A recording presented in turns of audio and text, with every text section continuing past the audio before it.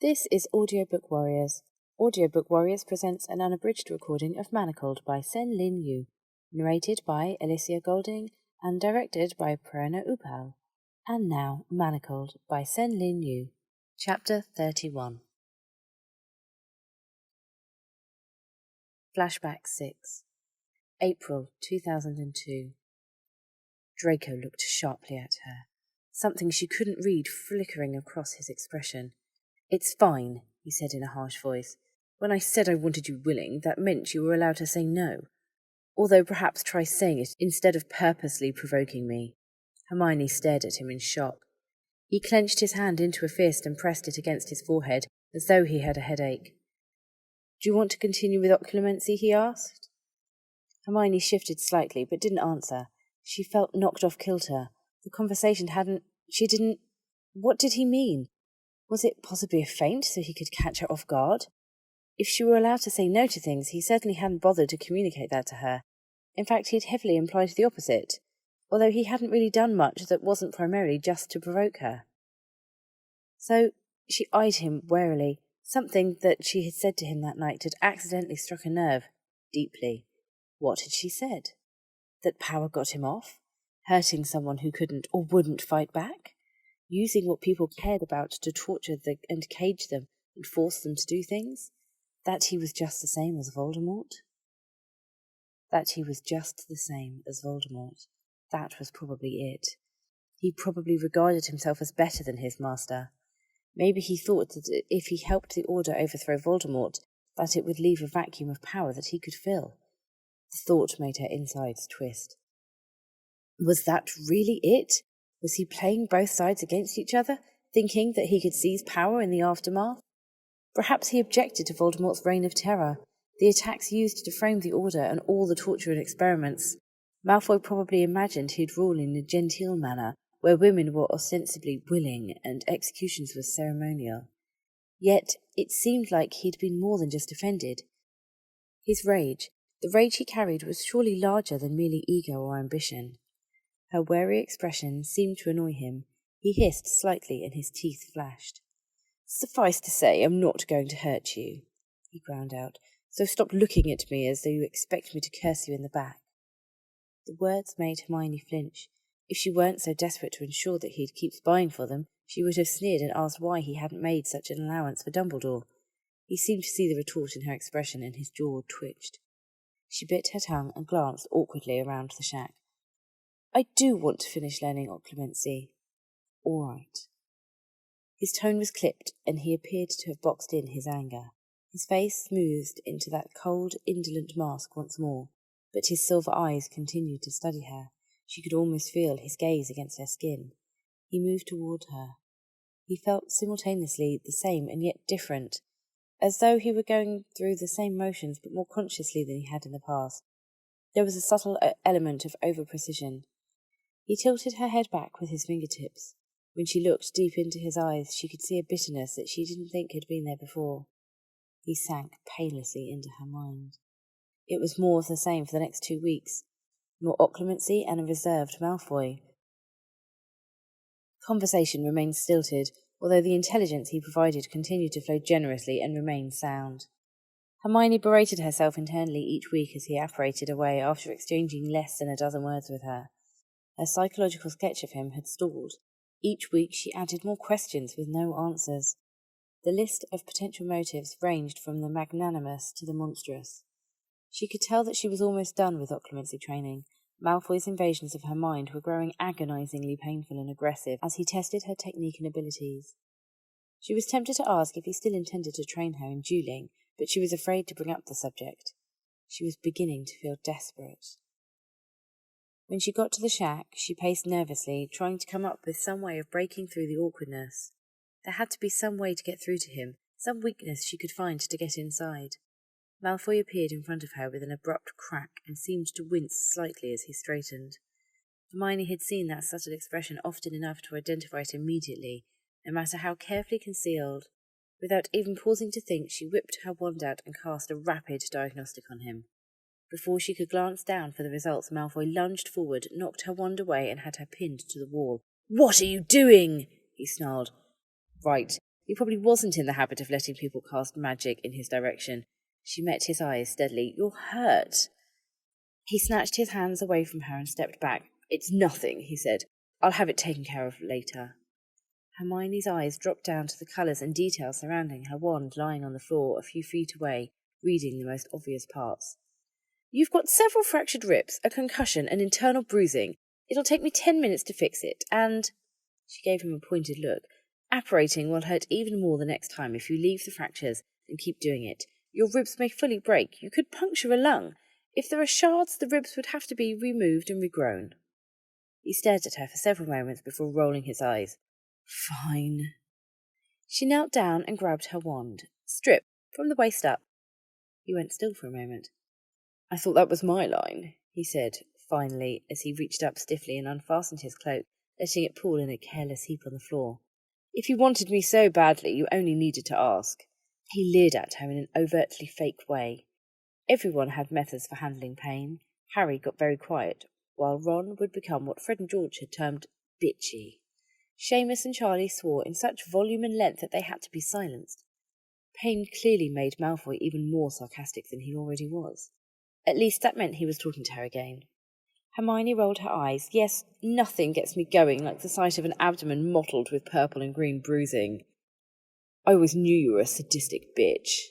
The comment caught Hermione so off guard she burst out laughing. Malfoy appeared astonished by the success as he began unbuttoning his shirt and awkwardly trying to shrug it off. He had a shoulder injury too. She reached out slowly like she were approaching a defensive animal. He didn't flinch away, so she set to pulling his shirt off him gently and taking in the damage. He appeared to have been flung extremely violently into something. His shoulder had been dislocated, but he must have popped it back in place. His entire right side was completely covered in bruises. It was remarkable that his arm wasn't shattered. "What happened?" she inquired with sincere curiosity. "New pack of werewolves," he answered shortly. "There were leadership issues." "So what? You fought a werewolf alpha?" she asked, sceptically, as she started repairing his ribs. "Well, he was strictly forbidden from biting or clawing, and I wasn't allowed to kill him, but when you've got beasts with a pack hierarchy and you try to turn them without beating them into submission first, you're just waiting for an insurrection," Malfoy explained as though such things were common knowledge. "Is this all from winning or losing?" she asked as she repaired the fracture on another rib. He glared at her. "Winning, obviously. I wouldn't have been apparating anywhere if I'd lost. Fucking animal didn't even think to use his wand. They all go feral once they start running in packs." He rolled his eyes as he said it, and then added, "Now I'm ostensibly the alpha of a werewolf pack. Adds to my natural charm, I think." "The alpha is sure to try to kill you," Hermione pointed out. Malfoy snorted. "He's welcome to try. It will take me less than a minute to take him down once I'm allowed to kill him," he sneered. Hermione didn't reply. With a non-verbal spell, she summoned her satchel and pulled out the emergency kit she always kept with her. "Sit down and drink this," she instructed as she handed him a potion. "It'll deal with the concussion you have." While he was downing it, she rubbed her hands together to warm them, and then dipped her fingers into a small jar of paste. She eyed him thoughtfully for a moment before lightly setting her hand on his bare shoulder. He nearly jumped out of his skin. "Relax," she said, feeling the muscles in his shoulders grow taut beneath her fingers. "It won't sink in well if you're tense." Malfoy didn't relax at all. She rolled her eyes. She drew her fingers lightly over his shoulder, threading the paste and letting him get used to the contact. The muscles in his shoulders flinched and twinged slightly. It reminded Hermione of petting a skittish horse. Of all the contexts in which she had imagined Malfoy eventually half-naked in her presence, healing him had surprisingly not been one of them. But she could use this to patch things, and continued working on her initial strategy. He was assuredly lonely. He seemed unsettled by physical contact that wasn't either violent or sexual. She supposed that wasn't surprising. Who was there to be kind to him? By his account, his brutal training with Bellatrix had been unimpeded by anyone, even his mother. The thought made her shiver slightly. Crucioing a 16-year-old to teach him occlumency and then leaving him to pass out from it. She could use that emptiness, that loneliness, that need for comfort was written into the human psyche. Malfoy might not even be conscious enough of the absence to be defensive. If she awakened that need, she'd be in. Non-sexual physical contact was something she was comfortable with. touching bodies, being soothing and comforting. It was, she realised, an unexpected advantage she held over Malfoy. He liked clear lines. She would blur them and then slip through the gaps. She leaned forward, just slightly, so that her mouth was close to his ear. His skin smelled faintly of salt, along with subtle, biting undertones of oak moss and the sharp green scent of papyrus. "This will hurt a bit," she said softly. Then she began to knead the muscle in order to force the healing paste deep into the tissue and restore the stretched tendons. If she didn't get it to sink in fully, the damage could become permanent, and Malfoy might become prone to getting his shoulder dislocated. "Fuck!" he groaned. "You are a bitch!" His hand stilled for a moment before she resumed. "The claim has been made before," she noted quietly. That response seemed to catch Malfoy slightly off guard. He subsided and clenched his jaw while she continued. Within a minute she was done, but she continued massaging his shoulder, gently, in a way that was, strictly speaking, not medically necessary. After an extra minute she paused with her hands resting lightly on his shoulder. "I need to finish up with your ribs now. It's easiest if you lie back." He sighed and lay down on the floor. She stuffed his cloak behind his head and shifted herself around so that she was sitting beside him. He was staring at her with intense suspicion. She busied herself with her healing kit and fished out a large vial of serum. After a quick spell to clean the paste off her hands, she poured the vicious liquid into her palm. She spread it across his arm, side and chest in small circular motions. She took note of where it vanished fastest and added an additional layer of serum. With her free hand she cast a new diagnostic charm. He had a kidney contusion too. She sighed faintly. "You've got a bruised kidney. I don't have the potion for it with me, so you'll have to go see a healer for that. It's not severe, but it'll hurt for a few days if you don't get it taken care of." The bruises on his chest were slowly vanishing beneath her fingers. As they did, the circular motions she was drawing grew gradually slower as she appraised him. He was quite attractive physically. He must have a genetic propensity towards low body fat because all the muscles in his torso and arms stood out with stark definition. His whole body was hard and angular without even a hint of softness. He wasn't a bodybuilder, but he was fit. Most men had at least a layer of fat cushioning their flesh before meeting muscle. Despite how strong all the Weasley boys were, their muscle definition was generally somewhat faint beneath their skin. Harry had an eternal propensity towards scrawniness, regardless of his physical condition. It wasn't surprising, she supposed. Lucius Malfoy was well-built and far from portly, while Narcissa had been thin as a lath. She studied Malfoy thoughtfully. "Do you leer at all your patients, or am I special?" Malfoy abruptly drawled. She started and blushed. "I wasn't," she said defensively. "I was just wondering about your body fat ratio." "Of course you were," Malfoy said, snorting. She withdrew her hands. "You're done," she told him quietly. He sat up and rotated his shoulders as he studied her repair work on his ribs. Then he drew his shirt back on and rebuttoned it quickly. Hermione looked away and began packing up her healing kit. "So, how does a person beat a werewolf without killing him?" she inquired. "A Bombarda Maxima with wand point against his eyeballs seemed to do the trick," Malfoy said casually as he picked up his cloak and stood. "But you have to let them get that close, which obviously did not go entirely as planned." She stared at him. "You blew up his eye?" "It would have killed a wizard, but werewolves never know when to die." "He is most assuredly going to try to kill you," Hermione told him seriously. "I'm counting on it," he said savagely. She rolled her eyes and stood up. "So, more werewolves. Any other information?" He wondrously conjured a scroll. "A few new, non-lethal curses your order might deign to use without impugning their precious consciences. Details on a new prison in Cornwall. Also, the Dark Lord has considered making his name into a taboo. You may want to warn all your foolhardy fighters against throwing it around as a demonstration of their Gryffindor courage." Hermione accepted it, and he turned to go. "Thanks for the patch job, Granger." He vanished. Hermione glanced around the shack for a moment before slipping the scroll into her satchel. She had healed Draco Malfoy. She had healed lots of people, but somehow healing him felt different. For a few minutes he hadn't felt like a Death Eater. He had simply been a person who was in pain. A person. She wasn't used to thinking about him in that way. It felt safer to make him impersonal, a concept in her mind. Death Eater, murderer, spy, target, tool. That was how she preferred to categorize him. Not as an injured person, not someone who winced from fractured ribs, not someone so unused to physical touch that they flinched away reflexively, not someone attractive. The interaction had appeared to patch the awkwardness, to bridge the space that had formed, but it had also carved away at the otherness that she had been able to apply to him as her enemy, the murderer of Albus Dumbledore. The perspective that enabled her to think unflinchingly about potentially manipulating him into his grave.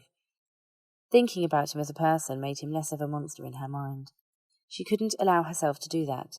It awakened the Hermione of Hogwarts, the 14-year-old girl who had knitted hats and started a society for the promotion of elfish welfare. That righteous teenager would be horrified by how her future self stood rationalising the strategic necessity of intellectually dehumanising Draco Malfoy. Hermione's hands shook slightly as she shuffled the thought into the back of her mind. And he had come to her as soon as she had arrived. Despite his injuries, he'd come. She wondered if that meant something. Hermione returned to Grimmauld Place and went immediately up to her room. Before walking in, she peered surreptitiously around the door to ensure the room was empty. Harry and Ginny were not together.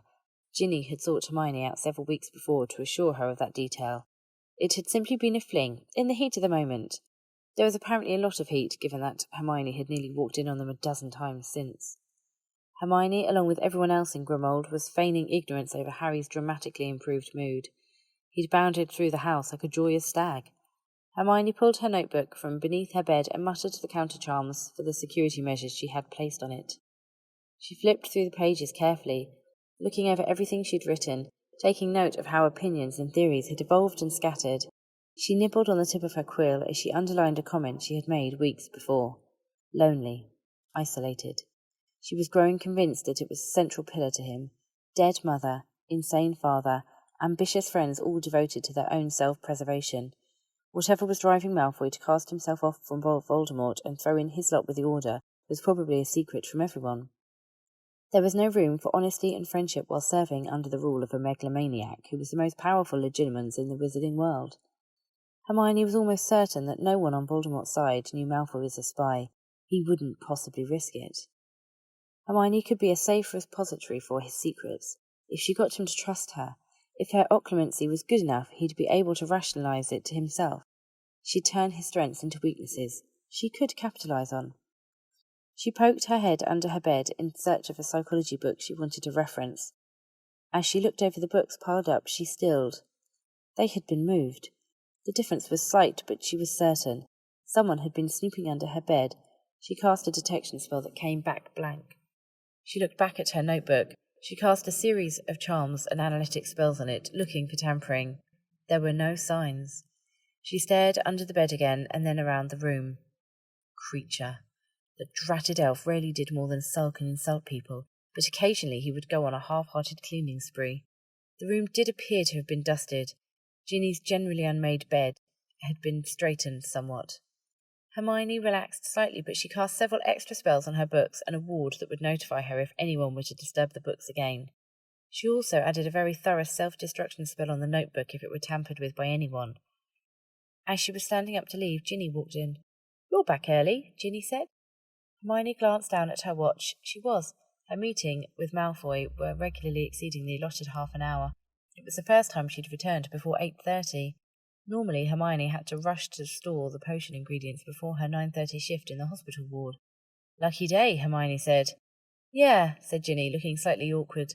I wanted to ask about something." Hermione waited. Ginny tugged nervously at her hair. She'd kept it cut in a bob just past her chin ever since a long ponytail had been grabbed during a battle and she'd been nearly killed by a hag. Well, you obviously know about me and Harry," Ginny said. Hermione gave a short nod. "Right. Well, the thing is, I want to be careful. I've been using the charm, but there's something about Pruitts. They're not like other wizarding families. They just get pregnant somehow. Ron and I were both accidents after the twins came along, so I was wondering if you'd make me a contraception potion. If you have the time. I was always rubbish at potions. If you can't, that's fine. I can ask Padma. I know you're terribly busy. I just didn't want you to think I didn't want to ask you." "Of course. I'll be brewing tonight anyway. It will be an easy thing to include. Do you have a preference about taste? The most effective ones don't taste very pleasant." "I don't care what it tastes like if it works," said Ginny boldly. "Well, I've already got a few vials of one variety. I can give them to you now if you'd like." "You do?" Ginny blinked and stared at Hermione suspiciously. "Are you?" Hermione could see Ginny running a list of possible men in Hermione's life. "You're not with Snape, are you?" Ginny suddenly choked. Hermione gasped. "God, no!" she said, spluttering and waving her hands as though she were trying to ward something off. "I'm a healer. I keep a lot of things on hand. Good grief, why would you even?" Ginny looked slightly abashed. "He's just the only person you ever seem to talk to for long, aside from Fred, who's with Angelina. Everyone else you just end up fighting with, and not in the hot and bothered angsty sex later kind of way." "That doesn't mean I'm shagging him," Hermione muttered, feeling as though her face were about to burst into flames. "He's a colleague. I consult with him about potions." "You just seem lonely," Ginny said, giving Hermione a long look. Hermione started slightly and stared at Ginny. "You don't talk to anyone anymore," Ginny said. "You used to always be with Ron and Harry, but even before you left to become a healer, you seemed more and more alone. I thought maybe you had someone. Granted, Snape would be a weird choice for a lot of reasons, but it's a war. It's too much for anyone to handle alone." "Cathartic shagging is Ron's thing, not mine," Hermione said stiffly. "Besides, it's not like I'm fighting." Ginny looked at her pensively for a moment before saying, "I think that hospital ward is worse than the battlefield." Hermione looked away. She had sometimes wondered if it might be, but it had never been a question she could ask anyone. Ginny continued, "I think of it every time I'm in there.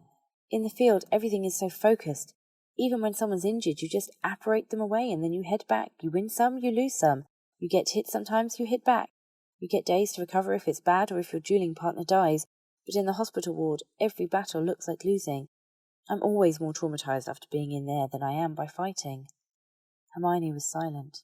"You don't ever get time off," Ginny added. "They can never spare you long enough to let you grieve. I know from Harry and Ron that you're still pushing for dark arts when you go to the order meetings. I don't agree, but I get it. I realise that you see the war from a different angle from us, probably the worst one.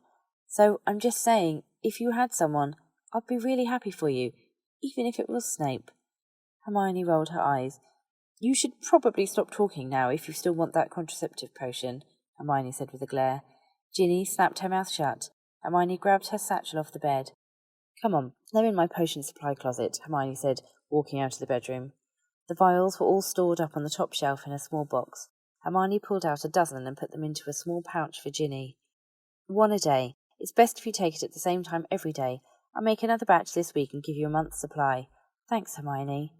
Ginny slipped away and Hermione packed the box back up onto the top shelf. She had lied. Contraceptive potion was not a potion she kept on hand. It had been Hermione's personal supply, which she had been taking as a precaution since the day after Moody approached her about Malfoy. The next week Malfoy was in the shack when Hermione arrived. When she opened the door, he stared at her with an expression of mild irritation. She looked at him confusedly. "Am I late?" she asked, glancing at her watch. "No," he said, his tone clipped. She closed the door awkwardly and waited. "I think we're done with occlumency," he said after a minute. "All right." She started to open her mouth to ask him if he intended to train her in dueling, but then shut it again and waited. Something about his mood unsettled her slightly. "We'll start with basic dueling so I can see how bad you are at it," he announced. Hermione rolled her eyes. "Fine," she said. "What are the rules?" "None for you. Do whatever you want," he said. "I'll restrict myself to stinging hexes. I want to see how long you can last." Hermione blushed. "I'll just tell you now I'm going to be awful," she said. "Yes, I'm expecting that." She glared at him, put her satchel on the floor by the door and placed a protective ward around it. Then she turned to face him. He'd moved across the room and was leaning lazily against the wall. "All right." He reached into his robes and withdrew his wand. She cocked her head to the side. "That's not your wand from school, is it?" she asked. He looked down and spun it in his fingers. "No," he admitted. "My unicorn head didn't handle the dark arts very well, so I had to replace it. Still hawthorn wood, but less yielding. With a dragon heartstring core, it's also a few inches longer." He raised his eyebrows suggestively as he said the last line. Hermione filed the information away for future analysis. She thought there was a book on the wand theory at Grimmauld Place in the Black Library. She got into dueling position. Malfoy straightened and entered the same position with a flourish. Hermione had been trying to practice dueling whenever she could find the time to sneak into the practice room. She shot a non-verbal stunner at him, and he deflected it easily with a shield, as he shot a series of stinging hexes at her. She cast her own shield rapidly and kept it in place with a Vianto Duri spell. Malfoy cast an endless stream of hexes and carelessly knocked any spells she sent toward him, without even moving. Despite the low impact of the spells he was using, the rapidity with which he cast hexes was wearing down Hermione's shield. Before she could recast her shield, he shot a low hex at her feet. She yelped slightly as she was struck on the ankle. It went rapidly downhill from there. She jumped backward without thinking and left herself open. He immediately struck her with an additional 5 hexes. "All right!" she shouted. "You've won! Stop it!"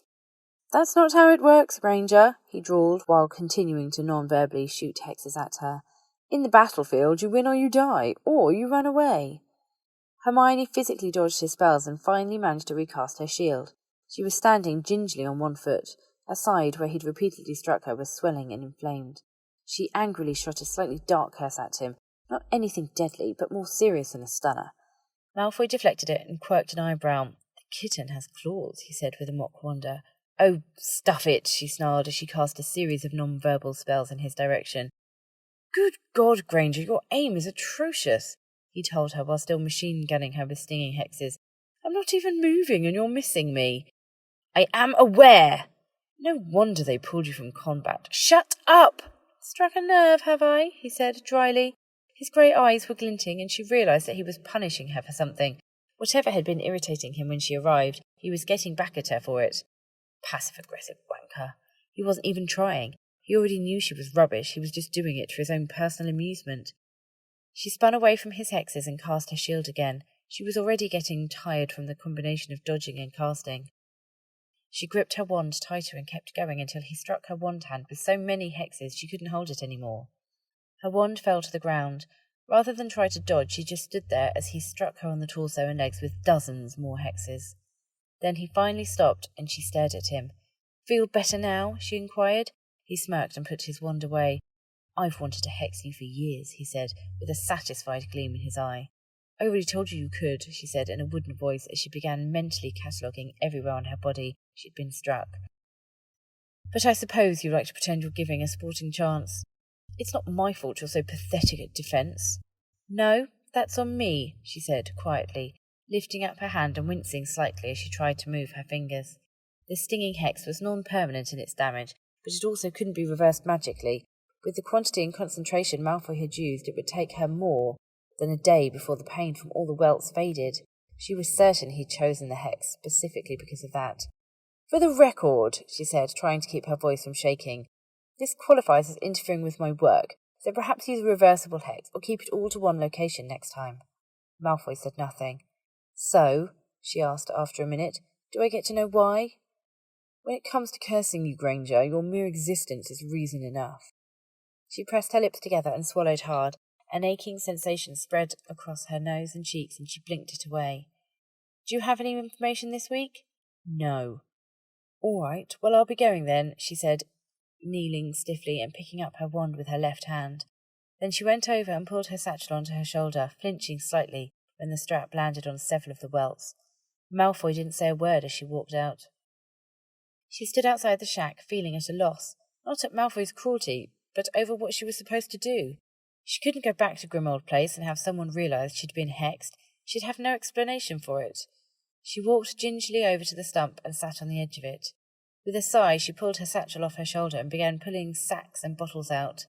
She'd have to throw away all of the potion supplies she'd foraged. They required careful storage in order to maintain their magical efficacy. She wouldn't be able to perform the necessary spellwork with her wand hand in its current condition. She sadly dumped the murtlap tentacles onto the ground. She would have to snare and kill another one, and the fairy wings. Then she dumped out all the rest until she had nothing but a bundle of stinging nettles left. With a grimace, she snatched them up and pressed them against both ankles and all over both hands and wrists. Then she lightly brushed her face with the bundle as well.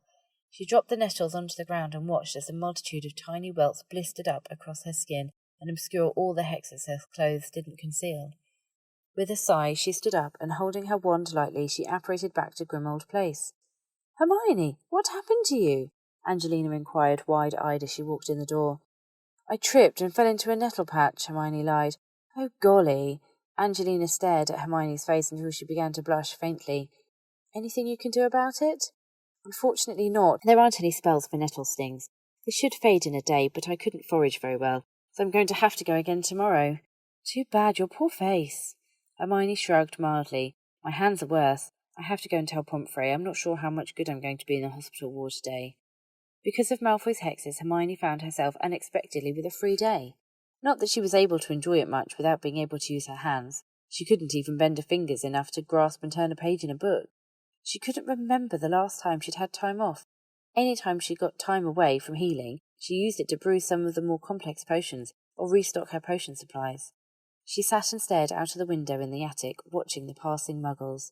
She wondered what it was that had provoked Malfoy. She wondered if perhaps getting hexed by him might actually be a good sign, that it meant she was getting to him, and so he was lashing out defensively. Healing him the week before had been a shift in their interaction. He'd probably seen hexing her as a way to put her back in her place. He was so vindictive. Occlumency training had hurt far more, but it had been constructive. There had been a point to the pain. There had been potions to deal with the migraines. Hexing her had just been his nastiness. It was a rubbish way to appraise her fighting abilities, because once he'd hit her with the hexes, she wouldn't be able to start over for another week. If he'd wanted to test her aim or endurance, he could have just repeatedly immobilized or petrified or stunned her. He hadn't used any serious or permanent hexes, presumably because it brushed against that moral code he was so conceited about. His ethical line. He didn't like to think of himself as sadistic or vindictive. He probably told himself that he was giving her a sporting chance, that she deserved it each time she got hit, because she should have dodged the spells. He didn't want to think of himself as cruel. He probably thought he was better than that. Hermione stared down at her hands. On the grand scale of pain and cruelty, stinging hexes barely registered, yet emotionally she found the experience had devastated her more than she was prepared to admit. She pressed her eyes into the crook of her arm as she tried not to cry. The tears slipped out anyway.